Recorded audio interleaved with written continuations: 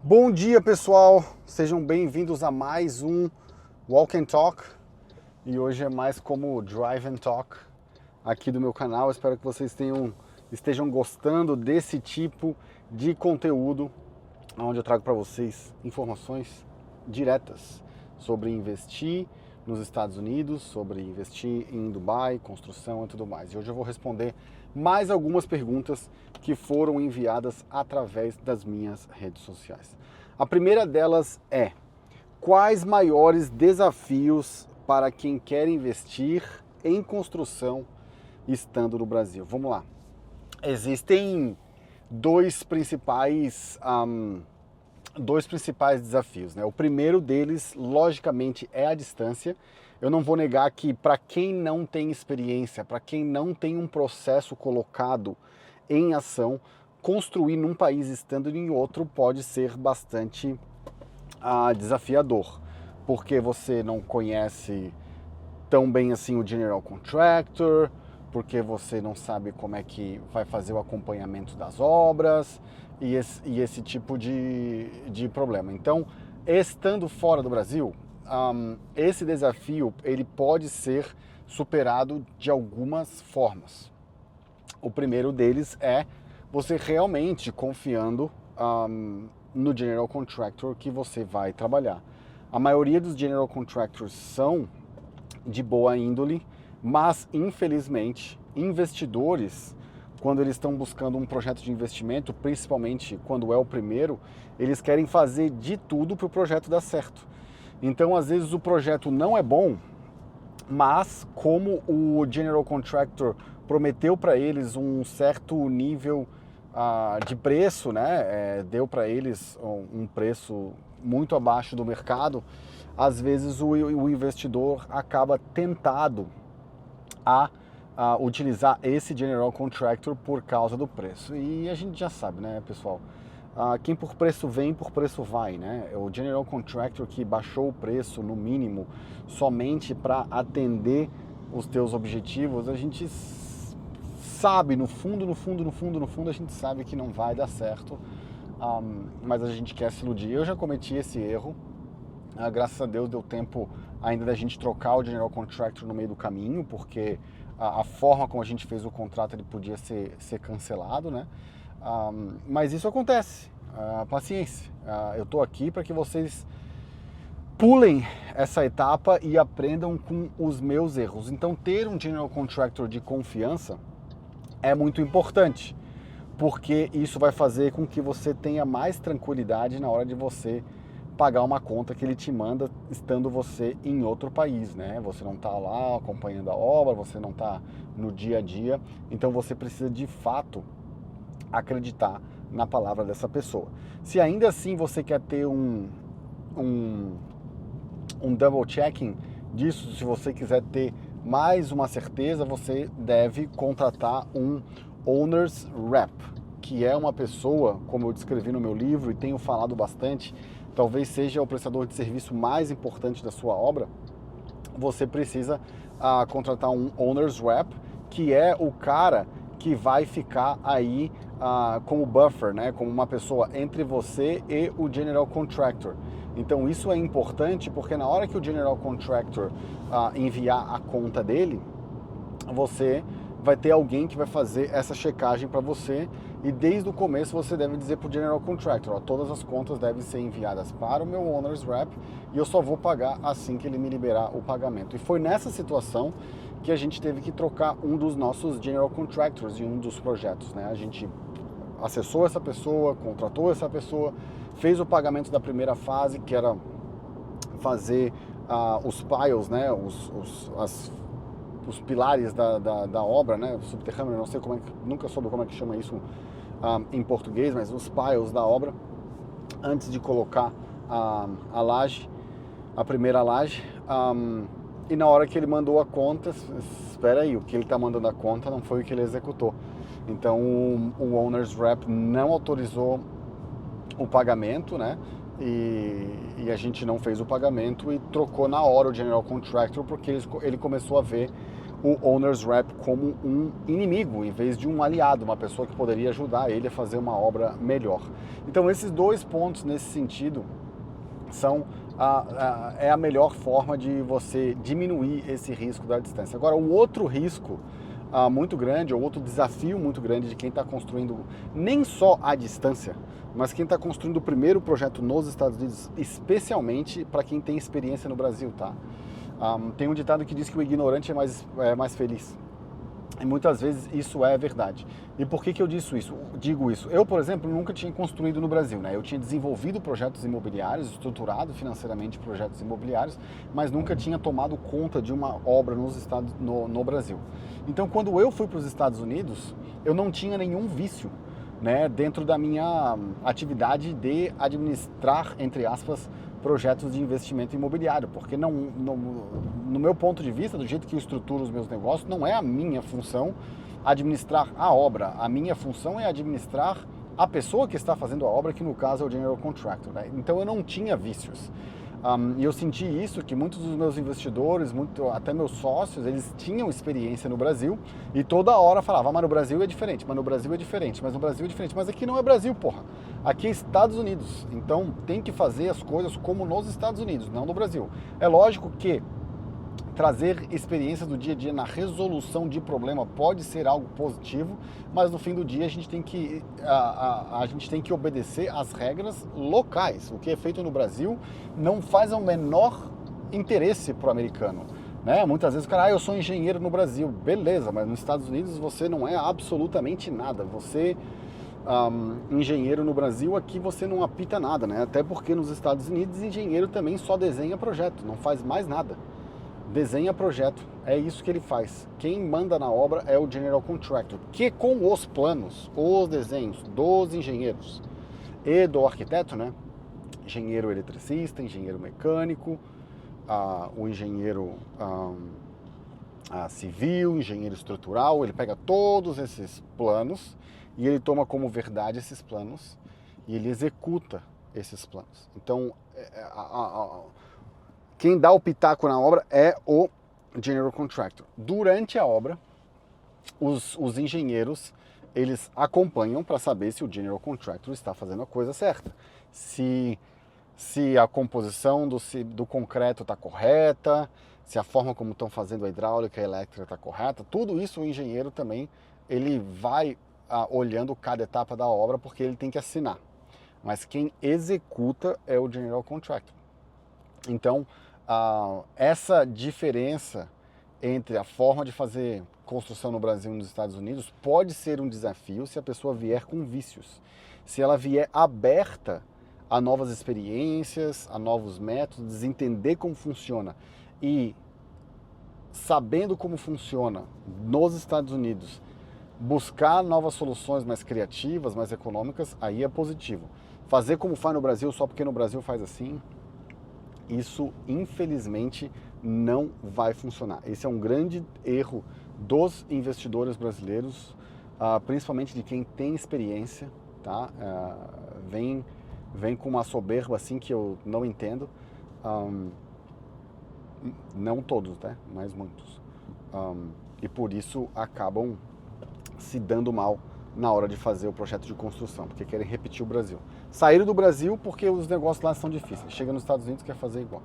Vamos para a próxima pergunta. Como garantir segurança no investimento imobiliário ou no investimento da construção? Bom, o primeiro passo é fazer uma análise de viabilidade decente, né? Não é uma análise de viabilidade, não é dando martelada na análise de viabilidade, né? Porque tem muita gente que, na ânsia de fazer o negócio, na ânsia de fazer o primeiro projeto, acaba passando por cima de alguns pontos que são muito importantes, né? Então, muita gente decide não ver e tentar arrumar lá na frente. Então, a análise de viabilidade do projeto é o ponto mais importante. Eu fiz 5 aulas na semana passada, vão ficar disponíveis no YouTube por mais algum tempo. Acho que até o final de agosto eu vou deixar lá, então corre lá para ver. Tem um capítulo só sobre isso, eu falei meia hora sobre como fazer a análise de viabilidade de um projeto. E o ponto principal é o custo do pé quadrado de área construída versus o preço de pé quadrado da área vendida. Então esse é um ponto que tem que tomar muito cuidado, porque eles não são iguais. A área construída é uma coisa, a área vendida é outra. No Brasil, quando a gente fala, essa casa tem 300 metros quadrados de área, é área total. Nos Estados Unidos, quando a gente fala que uma casa tem 300 metros quadrados ou 3.000 square feet, para a questão de venda, só se considera os 3.000 square feet dentro da área de ar-condicionado, que é a parte interna da casa, não leva em consideração nada do exterior, varanda, piscina, sacada, garagem, tudo que é descoberto e não tem ar-condicionado não entra nessa conta, então é aí que muita gente acaba se ferrando. O outro ponto é fazer uma due diligence, tanto do terreno quanto dos profissionais que vão trabalhar. Na due diligence, ver a questão de zoneamento, potencial construtivo, quase bateu, potencial construtivo, zoneamento, potencial construtivo, ver se o terreno está em condições de construir, né? E aí muitas vezes tem que fazer análise de Environmental Survey, Phase 1, que é ver se o solo não está contaminado, se está tudo certo, se não tem problema, se não tem que fazer nenhuma limpeza extra. É bom ver também a questão das utilities, né, da infraestrutura, porque quando você apresenta um projeto para o General Contractor, você está apresentando o projeto da casa. E tem várias coisas que não estão nesse projeto, que eles vão ser acessórios e que não são necessários para você aprovar um projeto. Tá? Para fazer a aprovação de um projeto, são duas fases. A primeira fase é o Zoning and Planning, para saber, número 1, se a fachada está em conformes com o zoneamento da cidade. E número 2, para saber se a questão de ocupação de solo está correta. Então essa é a Phase 1. A Phase 2, que daí é a aprovação do projeto hidráulico, elétrico, mecânico, estrutural, para poder conceder o Building Permit, que é o alvará de construção. Mas em nenhum desses projetos vai a questão de infraestrutura. Né? Se você precisa para esse projeto puxar água, puxar esgoto, isso não vai estar lá. Isso não vai estar lá. Então você precisa apresentar o projeto da ligação da casa com a rede hidráulica ou com fossa séptica ou com a rede de esgoto, mas você não precisa ter esse projeto necessariamente para pegar o Building Permit. Tem cidade que não exige, mas ele vai te exigir isso lá no final para pegar o ABITSE, né? Então isso é importante. Então saber se tem água na água e waste management, né, que é a rede de esgoto, é importante, porque senão isso vai ser custo extra e o teu general contractor provavelmente não vai colocar isso no orçamento inicial, tá? Ele vai te dar o custo de construir a casa, mas daí você vai ter que fazer mais isso, mais aquilo, mais aquele outro. Então tudo isso adiciona custo e são surpresas. Então prestar atenção na due diligence é muito importante. Pergunta número 3 e última pergunta do dia. Como, ou melhor, quais as opções de financiamento? Isso é uma excelente pergunta, porque é possível brasileiros financiarem construção nos Estados Unidos, mesmo sem ter histórico de crédito ou renda nos Estados Unidos. Aliás, isso o meu principal parceiro para financiamento sempre me fala e fala para meus clientes, e eu repito isso. Se você está pleiteando o Green Card e comprar um imóvel ou fazer um investimento em construção que vai necessitar a utilização de financiamento de alguma parte, faça antes de pegar o Green Card. Porque enquanto estrangeiro, eles vão analisar a tua renda do Brasil. Uma vez que você se torna americano ou residente americano, que é o caso do Green Card, você vai ser tratado como um americano nato, o seu histórico do Brasil já não tem mais valor. Você vai ter que fazer todo o financiamento com base na sua renda nos Estados Unidos. E adivinha, se você está chegando agora, você não tem histórico de crédito, você não tem renda nos Estados Unidos, muito provavelmente. Então você não vai conseguir fazer isso. Então se você está pleiteando o Green Card e pretende usar financiamento, você tem que usar o financiamento, pegar o financiamento antes do Green Card. Essa é a recomendação. Agora, como é que funciona o financiamento para a construção? O financiamento para construção, ele existe e você pode financiar 100% da obra. Tá? Você pode financiar 100% da obra. Mas obra é obra. Obra é tijolo, obra é material, obra é construção. O que não é obra? Terreno não é obra. E taxas, prestador de serviço, imposto, juros, isso não é obra. Tá? Então, o que você precisa ter para conseguir financiar a construção nos Estados Unidos? Número 1 é o terreno quitado, né? Você pode até, na fase inicial, comprar o terreno com financiamento, se você achar alguém que financie terreno, o que não é fácil. Mas, na hora de pegar o financiamento para a construção, o terreno vai ter que ser quitado. Então, além do terreno quitado, você vai precisar também de todos os projetos aprovados. Então, você já vai ter que ter contratado, pago e ter o projeto do arquiteto, todos os engenheiros, o alvará de construção emitido e todas as taxas pagas para que eles possam começar a liberar o recurso. Para fazer a aplicação do financiamento, tá, pessoal? Vocês podem aplicar enquanto vocês não têm isso pronto, mas eles só vão te liberar o dinheiro na hora que ele vai falar, me dá o building permit. Tendo building permit, eles liberam o dinheiro. Não tendo building permit, não tem dinheiro liberado. Então você precisa ter tudo isso. Então o que você precisa considerar no seu fluxo de caixa se você planeja fazer isso? Número 1, o dinheiro para o terreno e os closing costs do terreno, que vai ficar aí entre 1% e 3% se for à vista, entre 3% e 6% se for financiado.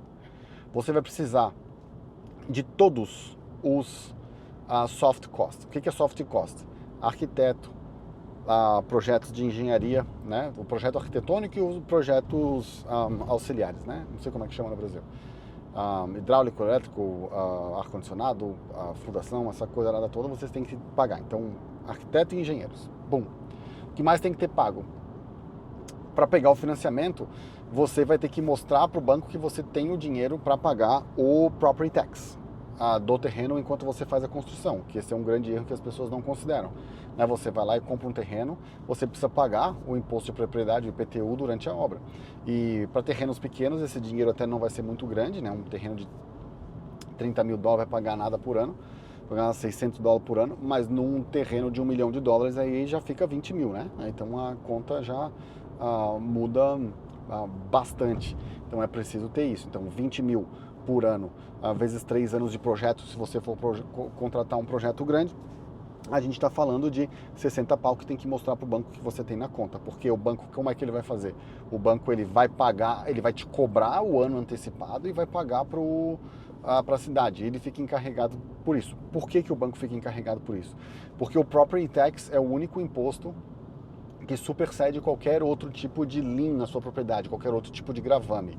Então, por exemplo, se você não paga o seu financiador e ele vai executar o seu financiamento para recuperar o imóvel, se você tiver property tax em aberto, a cidade tem prioridade para tomar o seu imóvel para levar a leilão, caso você não quite isso. Então você precisa ter esse dinheiro.